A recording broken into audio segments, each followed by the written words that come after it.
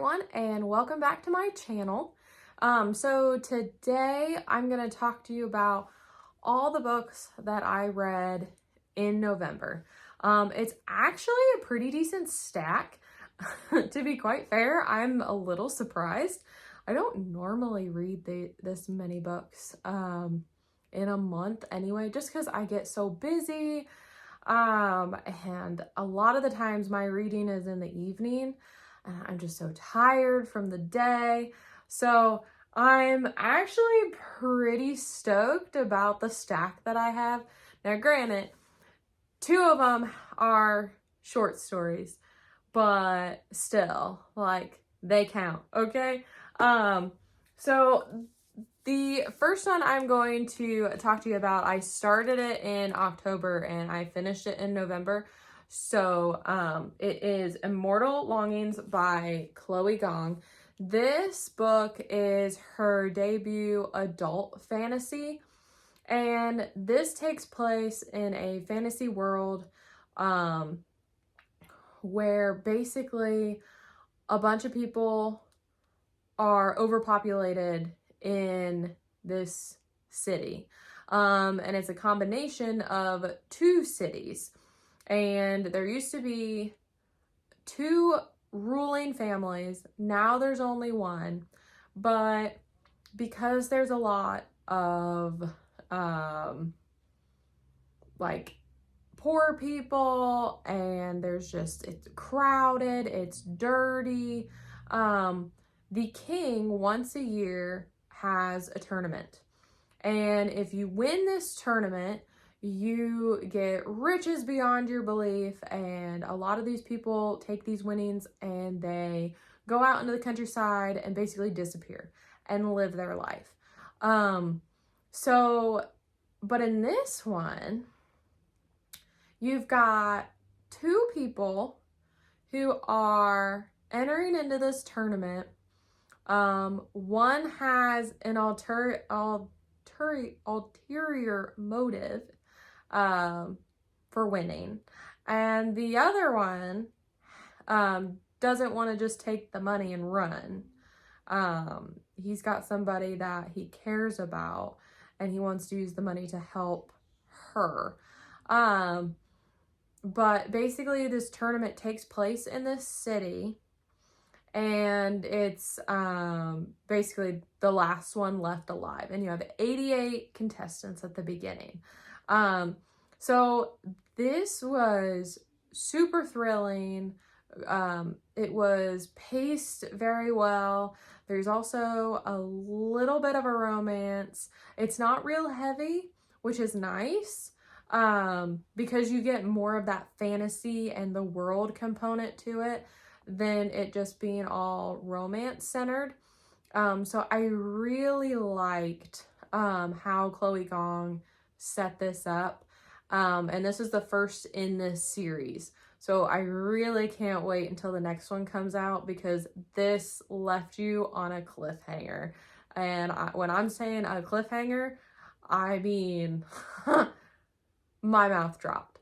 So yeah, this was the first one that I finished in November, and like, I didn't know if it could get better. Well, it did. So the next book I finished was The Queen of Nothing, which is the third and final book in the Folk Heir trilogy. So in a few videos before, I talked about how I really couldn't get into the first two. I was struggling. I couldn't get with the romance, any of that. Well, for some reason, the third one hit every box. Like, the third one, I flew through the third one. I loved the third one. But I don't know why I couldn't get into the first two. But the third one was a home run for me. It really wrapped up everything. So to be honest, it saved the series. But I do like Holly Black's writing. So definitely want to pick up some more by her. But for those of you who don't know, the Folk Heir trilogy is about a human girl who grew up in fairy, and she's got a twin sister. Well, the fairies don't like humans, and so they're very mean, they're tricky, and Jude only wants to be accepted. And so for her, so she feels like the only way that she can be accepted is if she can be at like the top of the court. So basically the book is her conniving her way to get to the top of the court. So a lot of the scheming is very interesting, but there is a romance, but I thought it was going to be a little bit deeper, and it didn't get that deep until the third one. There wasn't angst, there wasn't any of that, and I was so disappointed, but this one, it finally connected for me, so I was very happy about that. The next book I read was a reread for me, and when I say a reread, I haven't read this book since I was in 8th grade, so I was super glad to pick it back up, and I love this book so much, and it is The Hobbit by J.R. Tolkien. This is, oh my gosh, it's just a timely story. It has a narrator, obviously, in it. It's just from mainly Bilbo's perspective, but this narrator breaks the fourth wall a lot of the times. But it works, and it's great, and I love the adventure. I love the camaraderie. I love this book. And J.R. Tolkien, he was just a genius in fantasy. So I'm so glad I picked this back up to kind of end my year on. It was just phenomenal. And I plan to pick up The Lord of the Rings for the first time. Yes, I know, can't believe it myself, in 2024. So stay tuned for that review, because I'm probably going to post like a full review on it. But the next book I picked up, it was Ink Blood, Sister Scribe by Emma Torres. This book I really did enjoy. It was super unique, with just the whole plot point and the scheme in it, or the mystery behind the whole thing. Like, it was really, really good.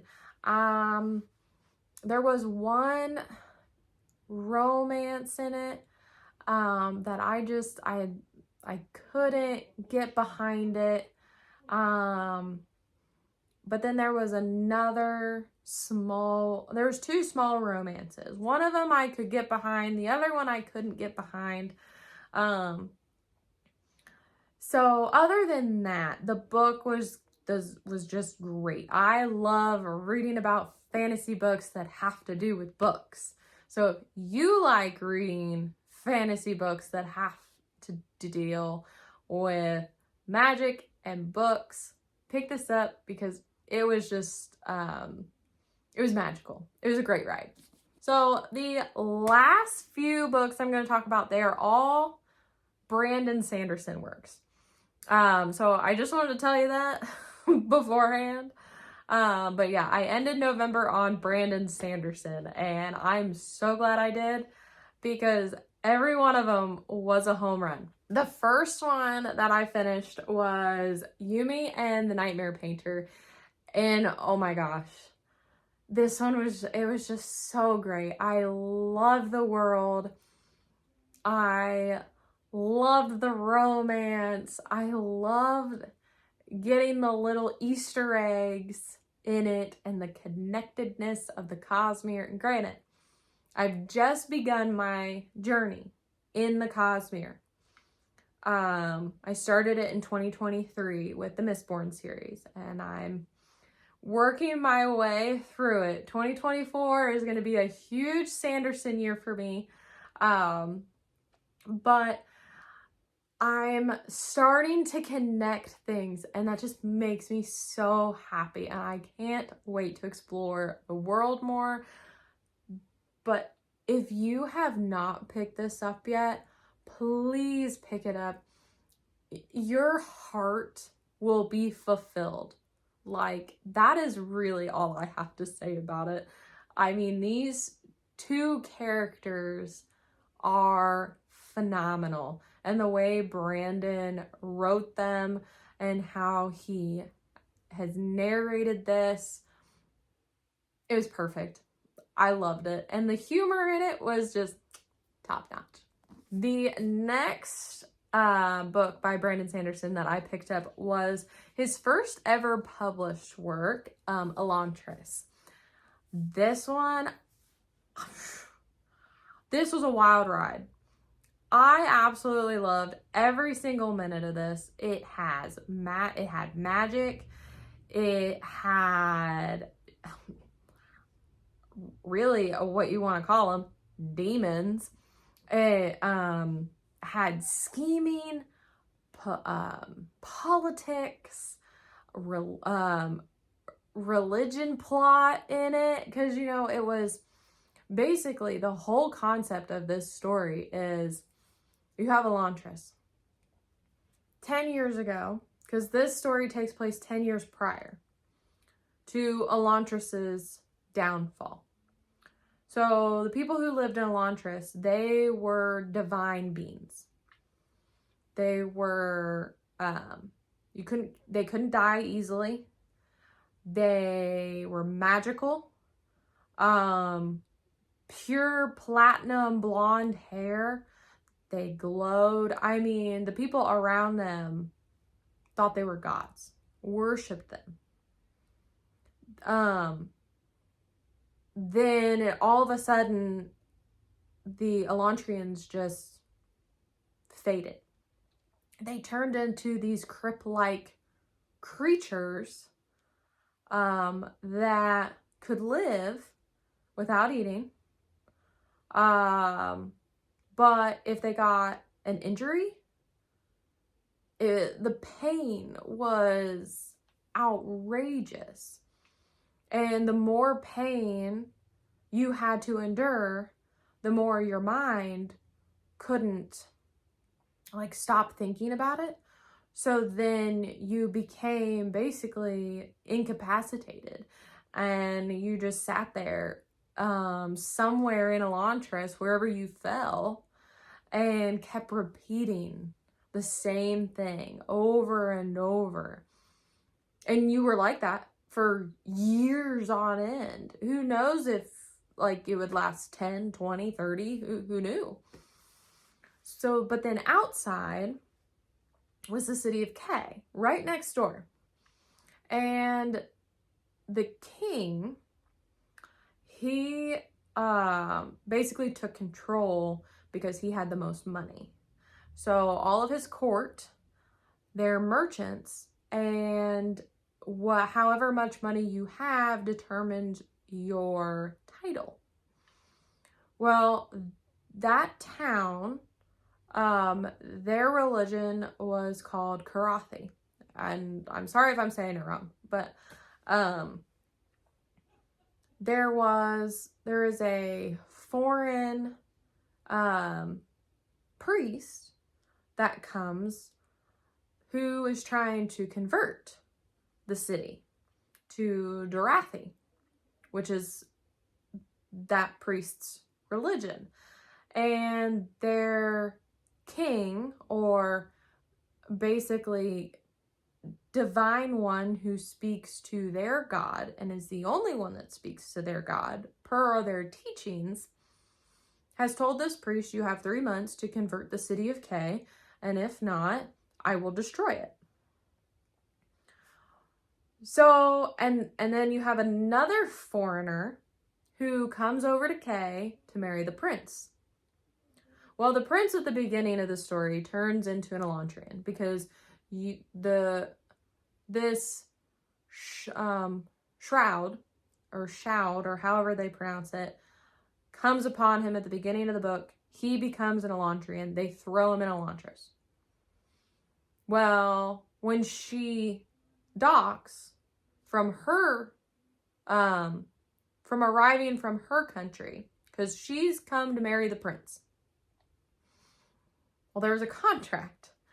And everyone's saying, oh, the prince is dead, the prince is dead. Well, in the contract, with either one of them being dead, you're immediately married. So she becomes the princess of Kay instead of the princess of Teo. So she's doing all kinds of stuff. She's got her hands in everything. And I'm telling you, if you haven't picked it up, it is a wild ride. I loved it. I loved the characters. I loved the inner monologues that they had, because it's a multi-POV. You get to see from the point of view of the prince, the princess, and the Darathi priest. So it's very interesting. And to see the Darathi priest kind of struggle, and the princess go back and forth with what her thinking is, and the prince trying to save Elantris, oh my gosh, it's a wild ride. I loved it. Please pick this up. You will not be disappointed. And the last two stories that I read were short stories by Brandon Sanderson. They are in the Arcanum Unbounded. And so these two stories take place on the planet that Elantris took place in. So, and I think if I look in this, it's called the Celish system. So they were on the planet of Cel, or Seal. So the first story I read was The Hope of Elantris, and that is basically just a scene that you don't see in Elantris that Brandon writes for you in this. That one, it really connected some things because I had some questions. So it connected everything, and it was a super great read. It was super short, but it was great. It was very heartwarming. The last one that I read is called The Emperor's Soul. That one was a little bit longer. It's a little over 100 pages, but oh my gosh, Brandon did such a great job. Usually you don't get a background of things and to understand the magic, the world, the characters, or anything like that in a short book. You end up with lots and lots of questions, and not that I didn't have some questions about some things, but I felt so satisfied at the end of it. And there's a lot of connections in this because you have to read Elantris to really understand the connections, because it takes place on the same planet. We just don't know on what side of the planet it takes, because it doesn't give you a map where you could connect it.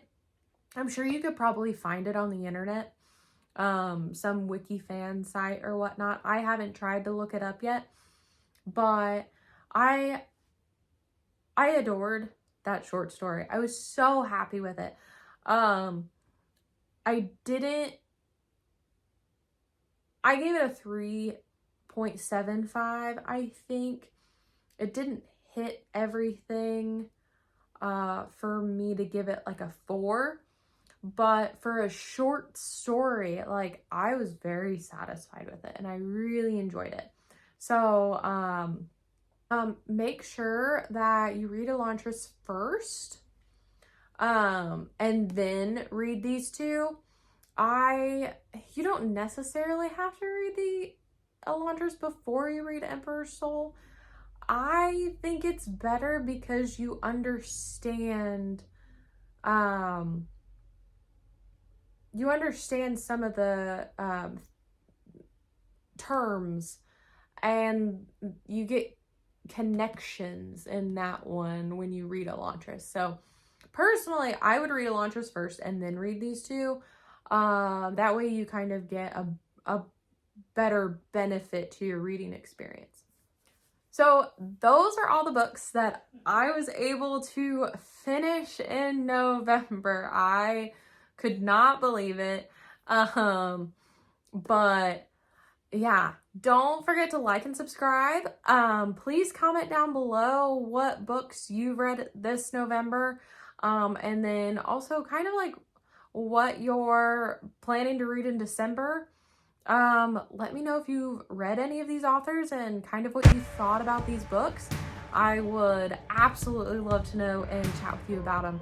So, yeah, please comment, like, subscribe, and don't forget, be good people. 3 kings of Orient.